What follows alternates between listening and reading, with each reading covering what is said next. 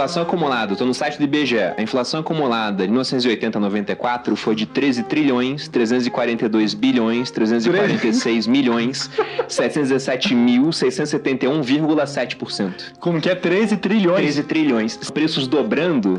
Olha quantos preços tiveram que multiplicar para ter 13 trilhões de inflação, cara. O que aconteceu aí? Isso foi a década de 80, nossa década perdida. Talvez a culpa seja da direita ou a culpa seja da esquerda. A realidade é que o preço hoje em dia está uma piada. O mais engraçado é que a história está se repetindo. E você é apenas a plateia perfeita, porque não pode interagir com o que está acontecendo. Por medo? Não. Por não conhecer. No vídeo de hoje você vai conhecer a história do homem que mudou para sempre. A forma de como a sociedade enxerga o dinheiro, como a inflação pode afetar países e como o Brasil pode estar sendo afundado em um looping de inflação. Eu sou o Gabriel e se prepara porque a história de hoje é uma das mais absurdas que o mercado financeiro já viu. Mas antes, já clica no like. A meta desse vídeo é 1000 likes e sinceramente, eu acho que a gente consegue bater essa meta fácil.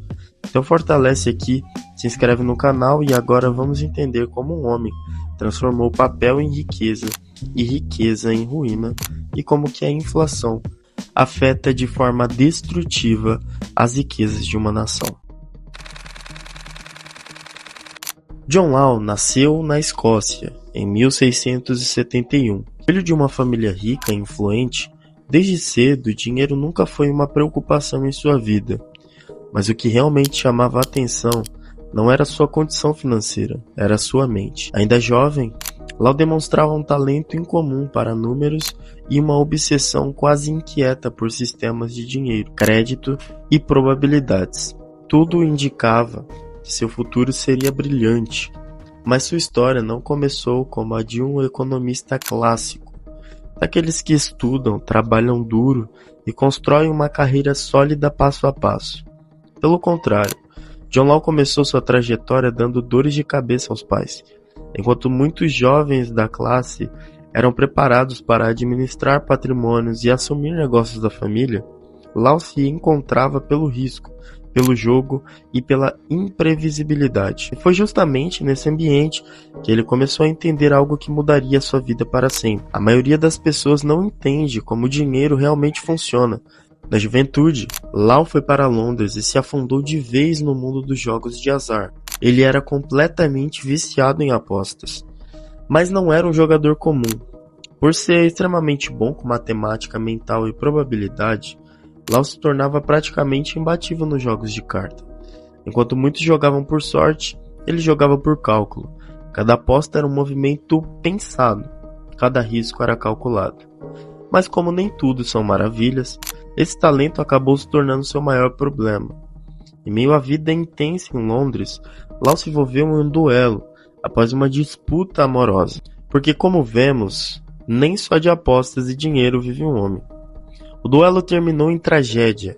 Seu adversário morreu e John Law foi condenado à pena de morte. Mais tarde, a sentença foi reduzida para a prisão, mas Law não era o tipo de homem que aceitava perder. Ele conseguiu fugir da cadeia e deixou a Inglaterra como fugitivo, e foi a partir daí que algo mudou.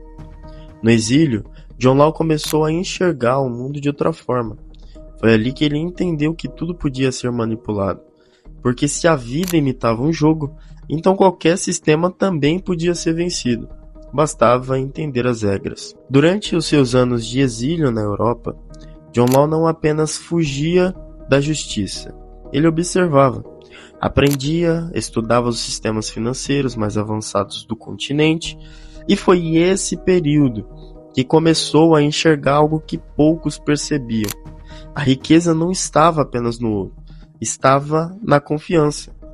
Naquela época, a Europa começava a experimentar novas formas de comércio. Na Holanda, por exemplo, notas promissórias, letras de câmbio e contratos já movimentavam fortunas inteiras. E cerca de 80 anos antes, entre 1634 e 1637, Os holandeses haviam vivido um fenômeno que mudaria para sempre a forma de enxergar a especulação. A famosa bolha das tulipas. Tudo começou com algo simples. Tulipas raras se tornaram símbolo de status. Quanto mais rara a flor, maior o seu valor. Mas o mercado foi além da flor. As pessoas passaram a negociar contratos futuros, promessas de compra, promessas de vendas, papéis que representavam a riqueza que ainda nem existia fisicamente. Em muitos casos, as tulipas nem haviam sido colhidas e mesmo assim já valiam fortunas. Era riqueza baseada em expectativa. E quando a confiança sumiu, o mercado colapsou. Da noite para o dia, fortunas desapareceram. E a história deixou uma lição clara. Pessoas podem enriquecer ou quebrar, negociando promessas. Não ouro, não prata, mas promessas. E John Law percebeu que se uma promessa simples podia movimentar riqueza, por que um país inteiro não poderia funcionar assim? Foi daí que nasceu a sua grande teoria. Uma ideia que poderia enriquecer uma nação ou destruí-la. A riqueza de um país não depende da quantidade de ouro que possui, mas da circulação de crédito. E no fundo, crédito é isso, confiança. O banco confia que você vai pagar. Você confia que esse papel tem valor. E o sistema continua funcionando. Hoje isso parece comum, mas naquela época era revolucionário, porque até então riqueza precisava ser física.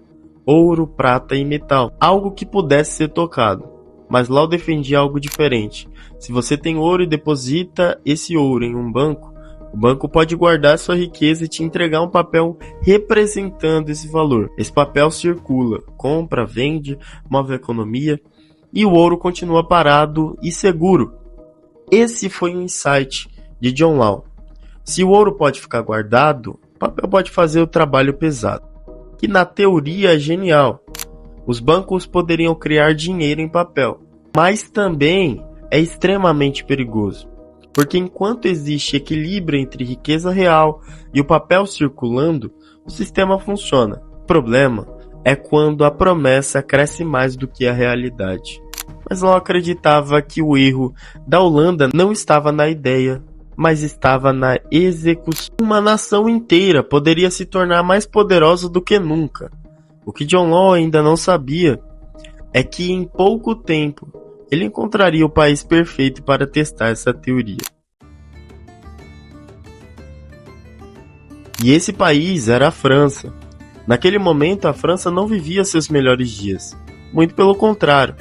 Era uma das maiores potências da Europa, mas estava quebrada. E para entender como um império tão poderoso chegou a esse ponto, precisamos olhar para o homem que deixou esse caos para trás, Luís XIV, o famoso Rei Sol. Um dos monarcas mais poderosos da história europeia, Luís XIV governou a França por mais de 70 anos e transformou o reino em símbolo de poder, luxo e grandiosidade. Foi sob seu comando que nasceu o imponente Palácio de Versalhes, em um monumento que representava toda a glória da monarquia francesa. Mas toda grandeza tem um preço, e esse preço foi pago em guerras. E põe guerras nisso, meu amigo.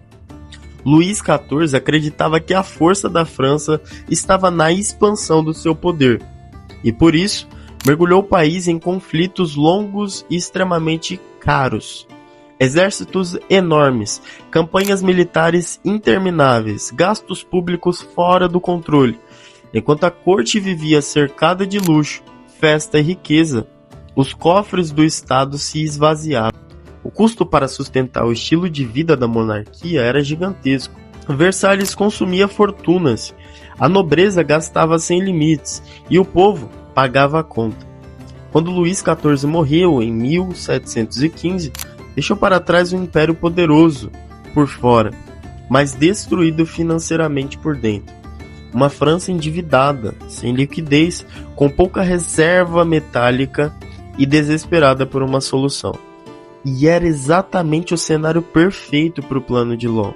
Mas havia algo ainda mais importante naquele contexto. Naquele período, as grandes potências europeias viviam uma corrida por expansão. Durante todo aquele século, nações disputavam territórios, riquezas e rotas comerciais ao redor do mundo. Colonizar significava poder, significava acesso a metais preciosos e matérias-primas, e novas oportunidades de comércio. E a América era vista como a maior promessa de riqueza do mundo. Uma terra distante, pouco explorada e cheia de possibilidades. Quase um baú do tesouro esperando para ser aberto. E John Law entendeu isso, porque se ele queria vender uma promessa, não havia promessa melhor do que um novo mundo. John Law observava o momento crítico da França e entende que aquele era o cenário perfeito para sua grande ideia. Um país sufocado por dívidas, sem ouro suficiente, sem liquidez e sem alternativas reais. Era o ambiente ideal para uma solução que, em tempos normal, provavelmente seria rejeitada. E foi aí que entrou em cena, com um plano ousado, um plano que na teoria poderia salvar a França. A proposta era simples: fazer a França dar o primeiro grande passo na transição do ouro para o papel moeda. Uma mudança radical. Sua ideia era simples e poderosa. Ao invés de depender do ouro para fazer a economia girar, o ouro pode ficar guardado. A partir de agora, aquele papel representaria a riqueza. Quem tivesse esse papel teria poder de compra, teria valor, teria acesso ao mercado e, melhor, diferente do ouro, da prata, o papel podia circular com muito mais facilidade, porque ele era leve, prático e rápido. E parecia resolver o maior problema da França naquele momento: transformar a riqueza parada em riqueza circulando. A França precisava de recurso, bastava aumentar a liquidez, fazer o dinheiro girar, fazer o comércio respirar, fazer a economia voltar a pulsar. E o mais impressionante, funcionou. Em 1716, Law funda o Banque Generale. Acredito que seja assim. Seu primeiro grande empreendimento: um banco privado autorizado a emitir notas bancárias. Pela primeira vez, o papel começava a substituir o metal nas transições do dia a dia. E a confiança crescia. As pessoas aceitavam, o comércio reagia, a economia se movimentava, mas Law sabia que papel sozinha não sustentaria o sistema para sempre. Ele precisava de algo maior, uma promessa de riqueza futura. E foi aí que ele encontrou sua segunda grande peça no tabuleiro. Lembra que a gente falou sobre o Novo Mundo? Pois bem, naquele período, a América era vista como uma terra prometida, literalmente. Uma terra distante, fértil e cheia de recursos. E a ideia que Law vendeu para os franceses foi que era literalmente uma terra que emanava leite e mel, que havia muitas riquezas, muito ouro. E foi nesse contexto que ele voltou seus olhos para a região do rio Mississippi, uma das áreas mais valiosas do território francês na América, parte da enorme colônia da Louisiana, batizada assim em homenagem ao próprio rei Luís XIV. Era a promessa perfeita, uma terra de riquezas futuras, uma terra ainda pouco explorada, mas vendida como um paraíso econômico. E foi assim que o Law criou seu maior empreendimento, a Companhia do Mississippi. Uma companhia que controlaria o comércio e a exploração desses territórios. E foi aí que a engrenagem ela ficou perfeita. O banco emitiu papel, esse papel comprava ações da companhia, o valor das ações subia, a alta gerava confiança, mais investidores significava mais dinheiro entrando. Mais dinheiro permitia emitir ainda mais papel. Era um ciclo de expansão quase infinito. E pela primeira vez na história moderna, riqueza parecia estar sendo criada em tempo real. Sem perceber, John Law não estava revolucionando apenas a França. Ele estava revolucionando o próprio conceito de dinheiro, porque seu experimento provou algo que mudaria o mundo para sempre. Dinheiro não precisava ser ouro, precisava apenas de confiança. E enquanto essa confiança existisse, o sistema continuaria vivo. E por um tempo, parecia que John Law havia vencido. Seu sistema funcionava, o papel circulava, as ações subiam, a economia estava perfeita. A dívida da França parecia finalmente sob controle. O comércio voltava a crescer, o povo voltava a consumir e os investidores voltavam a sonhar. O negócio estava indo bem demais. E esse era justamente o problema. Porque em todo sistema financeiro existe uma pergunta perigosa. quando algo cresce rápido demais, o que realmente está sustentando esse crescimento? No caso de John Law, a resposta era simples: a confiança. O papel tinha um valor porque as pessoas acreditavam que tinha. As ações valiam fortunas porque as pessoas acreditavam que o Mississippi entregaria riquezas. O banco funcionava porque todos acreditavam que poderia trocar aquele papel por ouro quando quisesse. Mas existe uma regra cruel no mercado. A confiança é construída lentamente e destruída rapidamente. E o problema começou a aparecer. A promessa de riquezas da Louisiana era muito maior do que a riqueza real que estava sendo produzida. O ouro prometido não aparecia, os lucros esperados não chegavam, mas o preço das ações continuava subindo. O papel crescia mais rápido do que a riqueza real. Em outras palavras, havia mais dinheiro circulando do que riqueza verdadeira para sustentar aquele sistema. E isso é como construir um castelo sobre areia.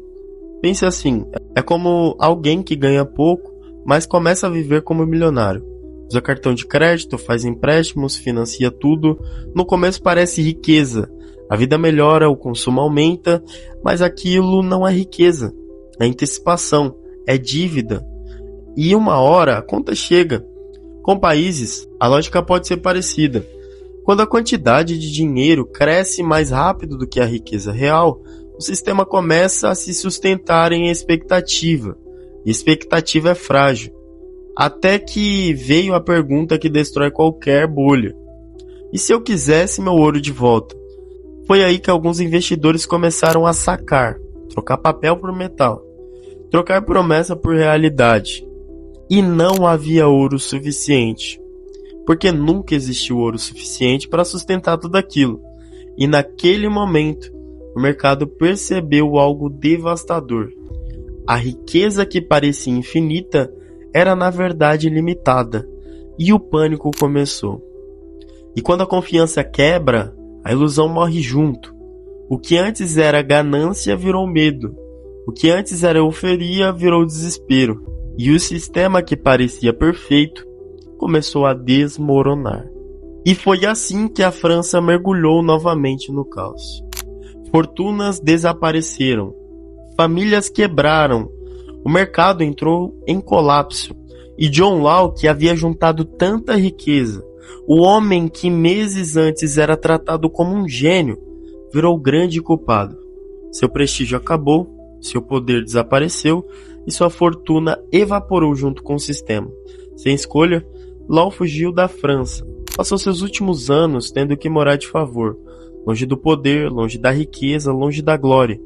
Morreu em 1729 em Veneza, quase esquecido. Mas a sua ideia, essa nunca morreu.